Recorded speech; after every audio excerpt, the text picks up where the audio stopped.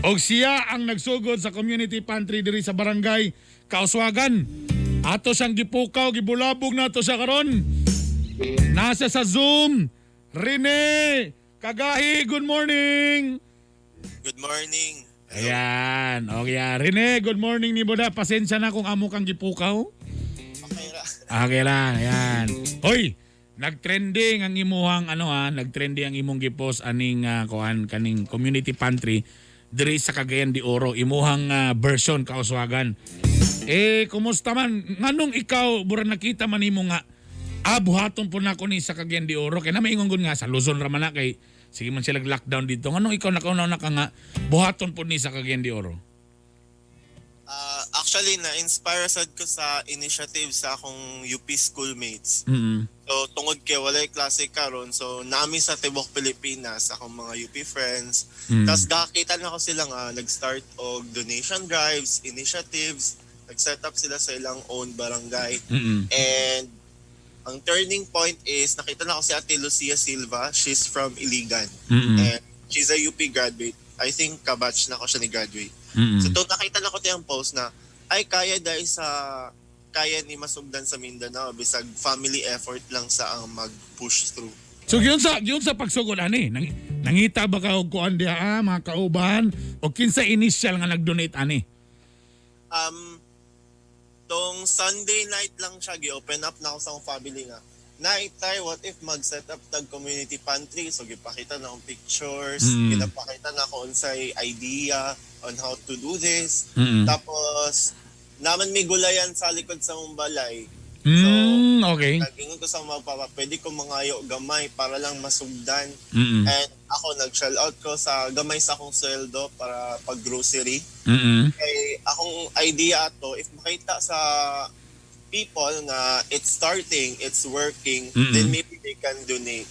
So, sa initial, family effort siya. Okay. And thankfully, dagan na nag-donate ng in-kind of cash. So, kumusta daw inyong kuan? Kumusta ang primero implementasyon? Ang mga tao, sa man ni ganang nagduwa-duwa ba sa mo kuha ba ko dili mo bayad ba ko ani og kumusta po tong primero nga mga nag-donate na oy, sige magbutang po ko diha. Kumusta inyong unang implementasyon? Of course, hesitant ang mga tao mo ko kay lisod gud mutuo karon nga napay libre sa kalibutan. Correct.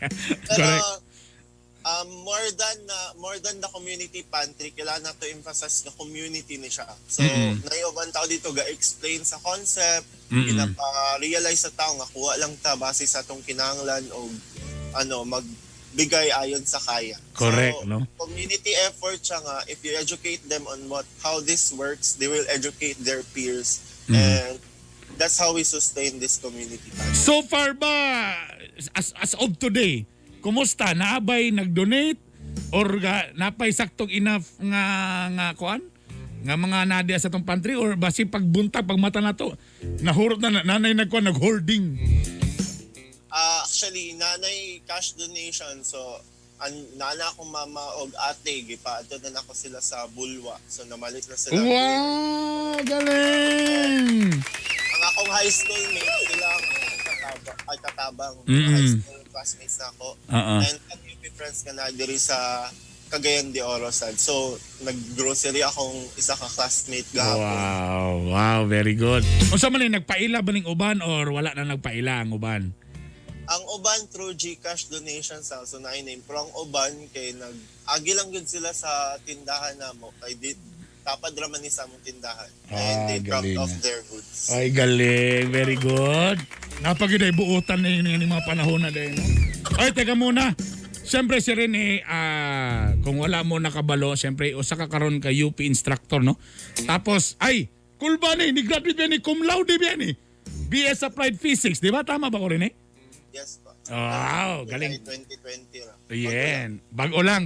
Now, siyempre, Rene, nagkaiuban ni Ingon nga gwapo ni kay nagpakita og bayanihan ang mga Pinoy kay di ba siyempre sa panahon karon kailangan magtinabangay pero sama pa sa gingon ni Senator Ping Lacson o napayuban ni Ingon nga mura daw ni siya og insult sa atong current nga government kay murag atong gipakita di ba nga murag ay kita na lang magbuhatan ni kay murag dili ni kaya sa gobyerno unsay opinion ni mana? ang ako maingon, if people will act out of their anger, Mm-mm. then you should take inspiration from that. Kasi Mm. given our limited resources, given our limited movement, we were able to come up with initiatives like community pantry. So, Mm. my challenge to the government is if you have billions of resources, what can you do to help the people? Yun. So, wag nating i-antagonize ang ganitong efforts kasi these are community efforts. Mm-mm. In fact, dalisod-sad ni nga pamilya, pero we just have to start from somewhere Correct. for it to sprout like wildfire. Mm. So, tinabangay na lang, ibalik na ako ang bash. Usually, ginabash ko sa UP student. Mm. Ay na lang mo reklamo, tabang na lang mo. So, ibalik na ako ni nga comment sa mga bashers karon. Tabang na lang mo. Kay Yun. tabangan. Ang importante na na pamilya nga dili gutom for this day. Yun. Pagingana ba, what if kung ako taga kanituan mo, anak ko dalapit sa Kauswagan, pwede na ba kumukuha? Pwede kaya, pero most of akong message sa community leaders na if possible, try to set up a community pantry in your own barangays para maiwasan nato ang mass movement sa mga tao siguro. And para sustainable din ang supply ng donation. Correct. So again, gusto na mo makita nga tana para sa mo na uban ma-inspire po sa imong gibuhat.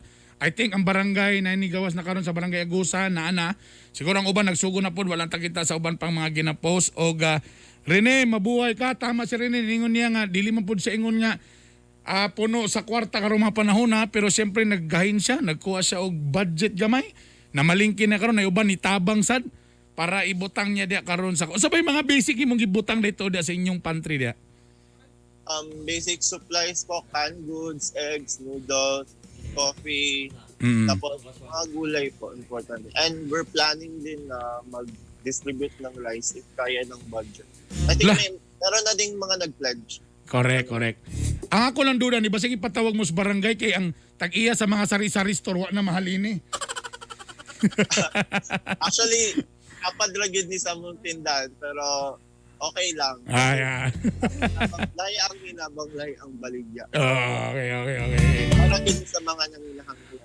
Mabuhay ka rin Thank you very much. Basta na yung mga junior lagi, mga may laki ginabatan nila. Actually, ako gid Bernie Bitok Junior gid ko actually. Ipamugos.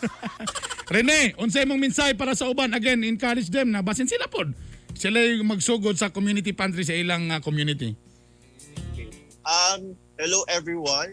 Thank you for supporting our initiative here in Cagayan de Oro. So, I'm thankful kasi kaya diri sa Cagayan de Oro.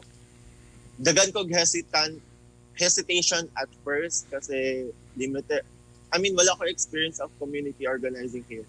Pero sana ma-inspire kayo sa project na kini to start in your own local communities. Kasi we're in a global pandemic. Dagan walay trabaho or dagan walay kita sa ilang trabaho. So let's help each other out. Alright. Sa imo bang temo na sa inyo bang lugar dia medyo dagan-dagan gyud medyo burag nakita ba nimo na imong community pantry dia bro dakong tabang dia sa imong area karon sa Kauswagan? Yes po. I actually live doon rami sa Cagayan de Oro River. So Okay.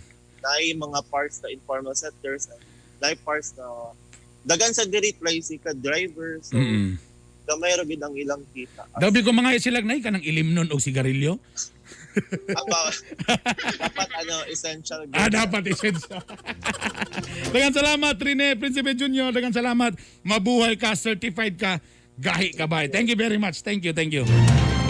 Ay, grabe. Pwede gid din Sa bagay laylay ang opinion ka.